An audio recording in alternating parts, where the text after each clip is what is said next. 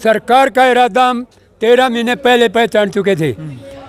ये इनका इरादा है, इनको ट्रेंड करके हथियारों के बारे में जानकारी लेके, देश की सिक्योरिटी लेके हम इनको आरएसएस में भर्ती करेंगे 10 पैसे ज़्यादा देकर। ये लालची लोग हैं, जाएंगे और हम अपने मिशन में कामयाब होंगे। ये इनका।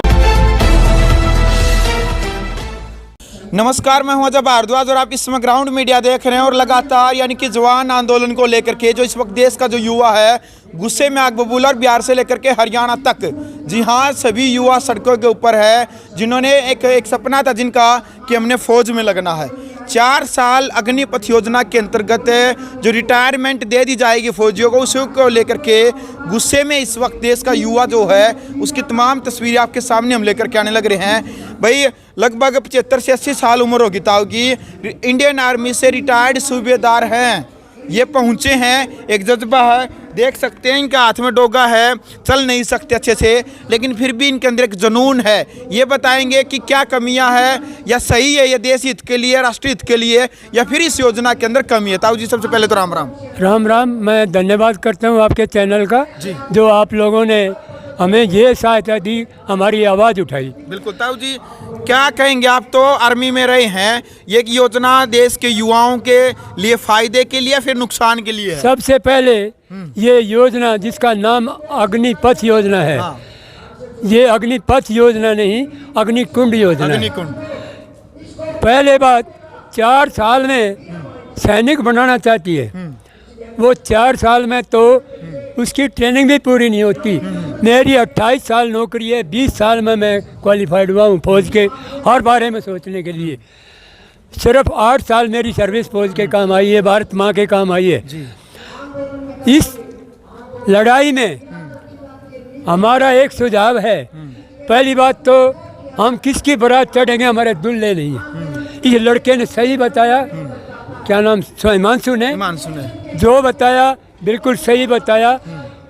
जिसके लिए हम लड़ने आए हैं वो दूल्हे नहीं है।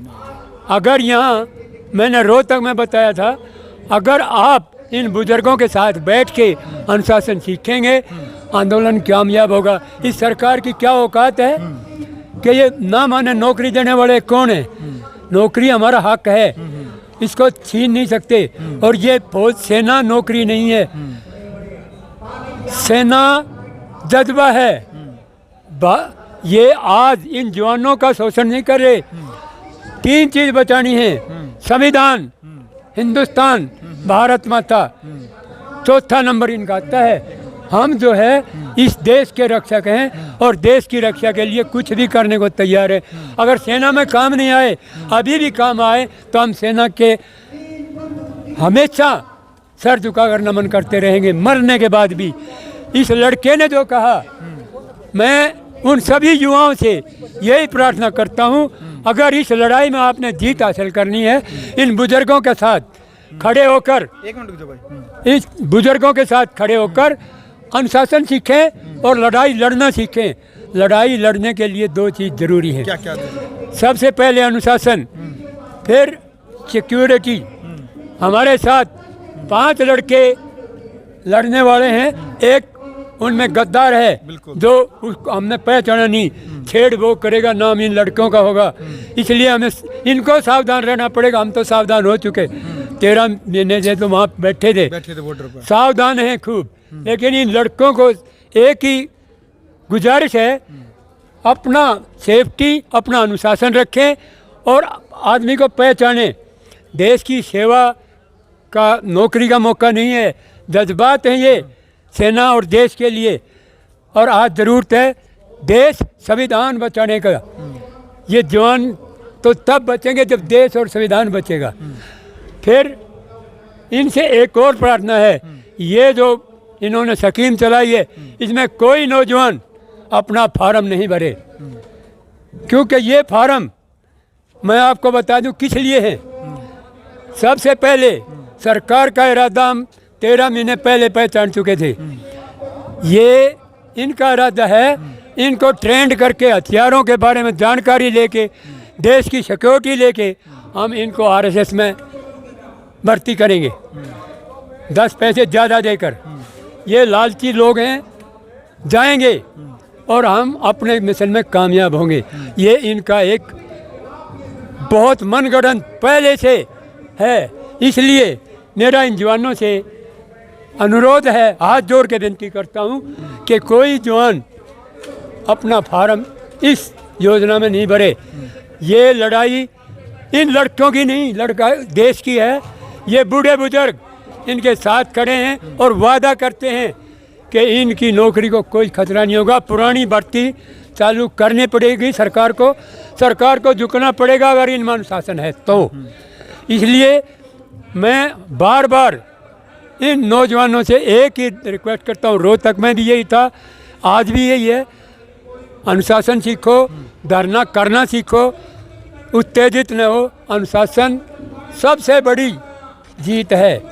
यानी कि इसके अंदर ताऊ जी आपको लग रहा है कि अग्निपथ योजना का फायदा नहीं है, आप कह रहे हैं कि इसका नुकसान ही है? इसका नुकसान ही नुकसान, फायदा नहीं लग रहा कुछ भी, कोई फायदा नहीं। इसका नुकसान युवा को नहीं, युवा की तो जिंदगी बर्बाद होगी। युवाओं को ट्रेनिंग मिल जाएगी 4 साल के बाद। ये कल उग्रवादी होंगी, अच्छा, कल को उग्रवादी भी होंगे। अगर घर में कुछ नहीं होगा तो पैसे के लिए इंसान कुछ करता है। अब ये साड़ फूक दड़ा जा रहा है, ये ऐसे नहीं दड़ा जा रहा, खुदकशी करें वो ऐसे नहीं करे। अपने आप को परेशान समझ के अग्निपथ का नाम दिया, दड़ाओ। जब आदमी डूबने लगता है तो हाथ पैर मारने पड़ते हैं, सर से पानी ऊपर जाता है तो हाथ पैर मारने पड़ते हैं। जवानों ने ये कोई गलत नहीं किया, गलती सरकार की है। ऐसा मौका क्यों देती है जनता को कि भारत की प्रॉपर्टी का नाश करे? सरकार ने ऐसा कदम क्यों उठाया? सरकार इसको तलाशती रहती थी। आज से पहले की सरकारें, वो भी सरकार थी, उनके पास पैसा कहाँ से आया जिन्होंने एक एक आदमी को 2-2 नौकरी पेंशन दी है। आर्मी सर्विस की और जहाँ सिविल सर्विस की 2 पेंशन दी है। आज उनके पास पैसा नहीं है। पैसा है, कहाँ है मैं आपको बताता हूँ। पैसा है चुनाव के लिए, फेंको, खराब करो, इसके फैलाव के लिए, दूसरा खरीद फरोख्त के लिए, तीसरा उग्रवाद के लिए, उसके लिए पैसा है।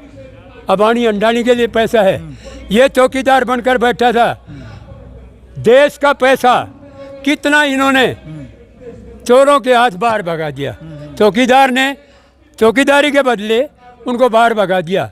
उनसे क्यों नहीं वो कर रहे? आज इनको ये राहुल गांधी वाला घोटाला याद आ गया, नेशनल हेराल्ड का। नोटबंदी में